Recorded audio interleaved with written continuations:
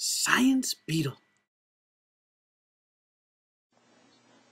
Hey, welcome students. This is the first lesson in the chemistry lesson modules. And so what I want to go ahead and do is I'm just going to go ahead and jump right in and begin the lesson here. And let's begin with asking ourselves, what is chemistry? And so if you have a book, if you have a textbook in your current class, or if you're in front of a computer, you can probably type in a search and type in the word chemistry or what is chemistry, and you're going to come up with many definitions. And if you turn to the book, you'll probably find a definition there in the section that talks about what is chemistry, probably usually at the very beginning, chapter 1, most likely. And what you'll find there is that the definition is always going to be something that's always related to some kind of discussion around matter. In fact, I've got a book here in front of me called Modern Chemistry by Winston and Holt that says that chemistry is the study of the composition, structure, properties of matter, and the changes it undergoes.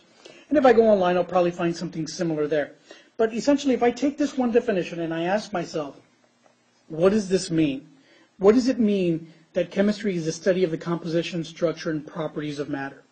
Well, what it really means is that chemistry, the way I'll define it, and this is a very easy definition to remember, I wanted to go ahead and define it this way. To me, chemistry is the study of what things are made of. And so this is a very basic definition. And so when you look at this, certain things pop up, or you should kind of pick up on certain areas.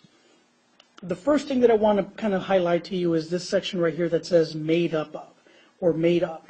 And this other thing is, or this other item is going to be the word things. So when we ask ourselves, or when we provide this definition, this basic definition, and we take it at face value and say, hey, chemistry is the study of what things are made of, the first question that should go through your mind is, what are these things that we're talking about? And what are they made of? Well, let's take them first, one at a time. So if we take this first section and we ask about these things, what is it we're talking about? Well, these things in our environment, or these when we are studying things, what we're really talking about, those are going to be the objects in your real world. So there are these objects in the real world. Now, what can they be like? Well, these objects, well, they can be like cars. They can be like shoes, basketballs. They could be things like bread, soda, or other foods that we normally eat. Okay? And this is just a few. There are many, many things. So look around. You look around wherever you're at right now. What things do you see in your environment? And I'm sure that if you're looking at this, listening to this lesson now, you're probably staring at a computer monitor, right? And if you were to open up that computer monitor, you'll probably find out that that big thing that you call a computer monitor is actually composed of, made up of smaller parts. And so that kind of leads into the second section of this definition that I provided. And so when we ask, or when we say chemistry is the study of what things are made up of, this made up part really implies that these objects in the real world are going to be composed of something. So depending on the object that we're talking about, this thing that we're studying is probably composed of something else. And in particular, what I'm saying is that it's going to be composed of smaller parts. Okay? And so if we step back a moment and kind of take in this information that we just got, and we look at the definition that I just provided one more time, when we ask ourselves, what is chemistry?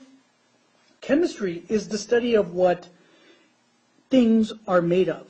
And rewriting it or substituting these definitions that we got here into that sentence, then I can rewrite the whole thing, kind of like in algebra when I substitute a variable. I can say that chemistry is the study of the objects in the real world and the composition or what they are composed of. And so chemistry, then, you start to see that if we're looking at these things or these objects, sometimes they can be solid, sometimes they can be liquid, sometimes they can be gases.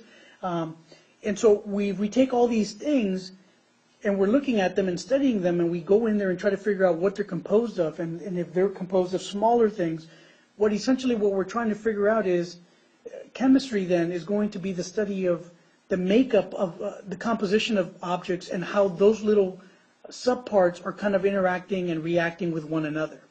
Okay? And as we'll look into the next lesson here, when we talk about chemistry and these things, we really got to look at the concept of what these things are. These objects in the real world, we have a name for those objects. And the name that we usually give to these objects is going to be matter. And in the next lesson, I'll go and explain a little bit more about what matter is and make the connection between these two parts of the definition that I provided here, between the objects in the real world and the made up of part where it says it's composed of something else. So I'm going to make that connection in the next lesson when I talk about matter a little bit more. And so hope you tune into that lesson, and we'll talk to you soon.